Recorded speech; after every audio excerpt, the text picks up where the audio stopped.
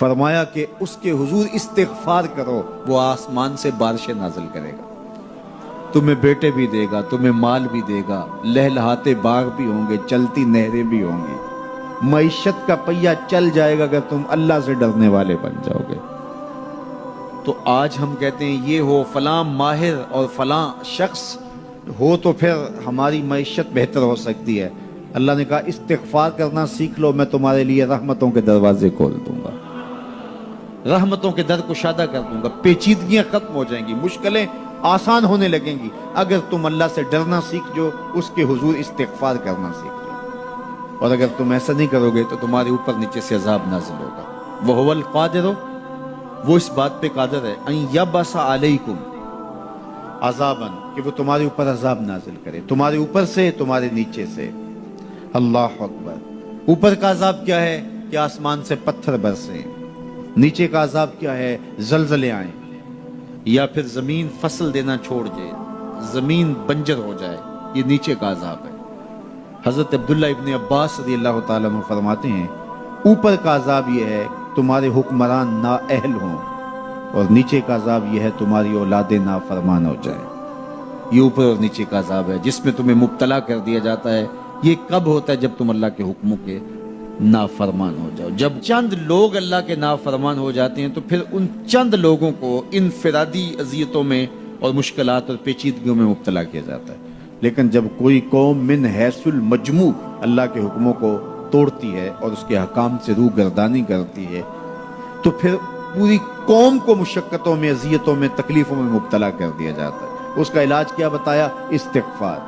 حضرت نوح علیہ السلام نے جو اپنی قوم سے کہا تمہیں مال بھی ملے گا، تمہیں دولت بھی ملے گی، تمہیں بیٹے بھی ملیں گے، سرسبز جو ہے وہ باغات بھی نصیب ہوں گے، ان کی شاخیں پھلوں سے لدی ہوئی ہوں گی، چلتی ہوئی نہریں اور برستی ہوئی بارش، ساون کے نچڑتے ہوئے بادل، اور ماحول کی خنکیاں اور خوبصورتیاں اور جمال اور لہلہاتے ہوئے سبزے، اور تمہارے اوپر ہر طرح کی عنایات برسیں گی اگر تم اللہ سے ڈرنا سیکھ جاؤ گے اور اللہ کے حضور استغفار کرنا سیکھ جاؤ گے، تمہیں خوشحال اور خوبصورت زندگی عطا کر دی جائے گی۔ اللہ اکبر۔ لیکن اگر تم ایسا نہیں کرو گے تو تمہاری معیشت تنگ کر دی جائے گی۔ استغفار کریں، تقوی کے خوگر ہو جائیں، شکر کرنے کی عادت ڈالیں۔ جو شکر کرتے ہیں اللہ تعالیٰ ان کو اور زیادہ عطا فرماتا ہے، دنیا میں بھی اور آخرت میں بھی۔ اس طرح دوسروں کی پریشانیاں دور کریں، اللہ آپ کی پریشانیاں دور کرے گا۔ بانٹنے کا مزاج پیدا کریں، آپ کے پاس جو بھی ہے بانٹ دیں، علم ہے تو بانٹیں، خوشیاں ہیں تو بانٹیں، آپ کے پاس دولت ہے تو لوگوں کے دکھ اس دولت سے دور کرنے کی کوشش کریں۔ جب آپ بانٹنا شروع کر دیں گے تو آپ کا رب آپ کو عطا کرنا شروع کر دے گا۔ یہ بات ہو نہیں سکتی کہ انسان کی زندگی میں مشکل نہ ہو۔ جب انسان کو پیدا کیا گیا تھا، اس کا خمیر گویا گیا تھا، تو 39 دن تک اس کے خمیر پر مٹی جو گوندی گئی تھی انسان بنانے کے لیے، اس پر 39 دن دکھوں کی بارش ہوئی تھی اور ایک دن خوشیوں کا می برسا تھا۔ تو انسان کی زندگی میں خوشیاں اور غم اس تناسب سے ہیں۔ لَقَدْ خَلَقْنَا الْإِنسَانَ فِي قَبْضٍ، انسان کی زندگی مشقتوں کا مجموعہ ہے، حالات کی تلخیوں کے سے مقابلہ کرنا پڑتا ہے۔ لیکن حالات مشکل ہو جائیں تو ان سے نکلنے کا راستہ کیا ہے؟ تو سنیے قرآن کیا کہتا ہے، وَمَن يَتَّقِ اللَّهَ يَجْعَلْ لَهُ مَخْرَجًا وَيَرْزُقْهُ مِنْ حَيْثُ لَا يَحْتَسِبُ، جو اللہ سے ڈرنے لگ جاتا ہے، تقوی اختیار کر لیتا ہے، تو پھر اللہ تعالیٰ جل شانہ اس کے لیے مخرج پیدا کر دیتا ہے، یعنی اس مصیبت سے نکلنے کے اللہ راستے دیتا ہے۔ یہ اس شخص کا مقصوم ہے جو اللہ سے ڈرتا ہے۔ اس پر مشکلات اس پہ بھی آتی ہیں، یہ نہیں کہ اس پہ مشکلات نہیں آتی، زندگی کی مشکلات کا وہ بھی شکار ہوتا ہے، لیکن جو ہی مشکلات آتی ہیں ان مشکلات سے نکلنے کا اللہ اسے راستہ بھی عطا کر دیتا ہے۔ اور دوسری بات، وَيَرْزُقْهُ مِنْ حَيْثُ لَا يَحْتَسِبُ، اللہ اس کو وہاں سے رزق دیتا ہے جہاں سے اسے گمان بھی نہیں ہوتا، وہاں سے رزق دے دیتا ہے۔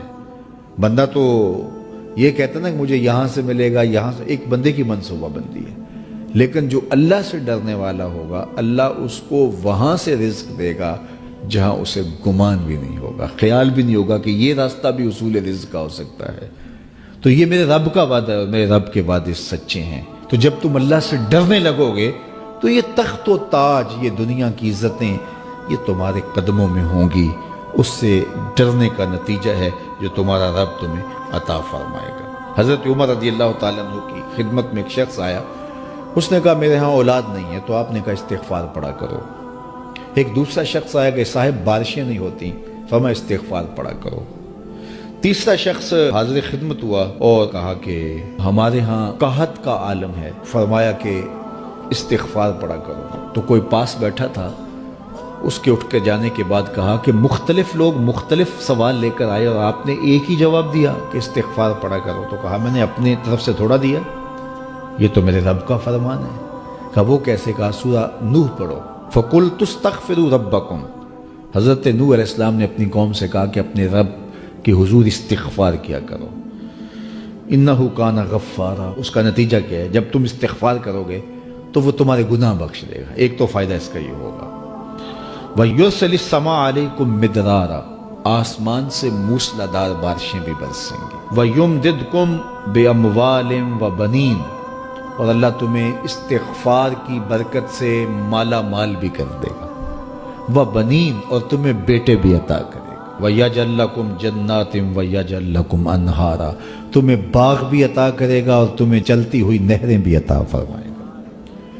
آج میں سمجھتا ہوں کہ پاکستانی قوم کو اجتماعی استغفار کی ضرورت ہے۔ آپ کے دریاؤں کا پانی سوکھ گیا، استغفار کریں گے اللہ تعالیٰ ان کو پانیوں سے مالا مال کر دے گا، بارشیں ہوں گی، قحط سالیاں دور ہوں گی، بے اولادوں کو استغفار سے اولاد نصیب ہوگی، اور معیشت کی بہتری جو ہے وہ استغفار کے ذریعے سے ہوتی ہے۔ تو یہ 5 چیزیں بیان فرمائیں، تو استغفار سے خوشحال زندگی کا تصور ابھرتا ہے۔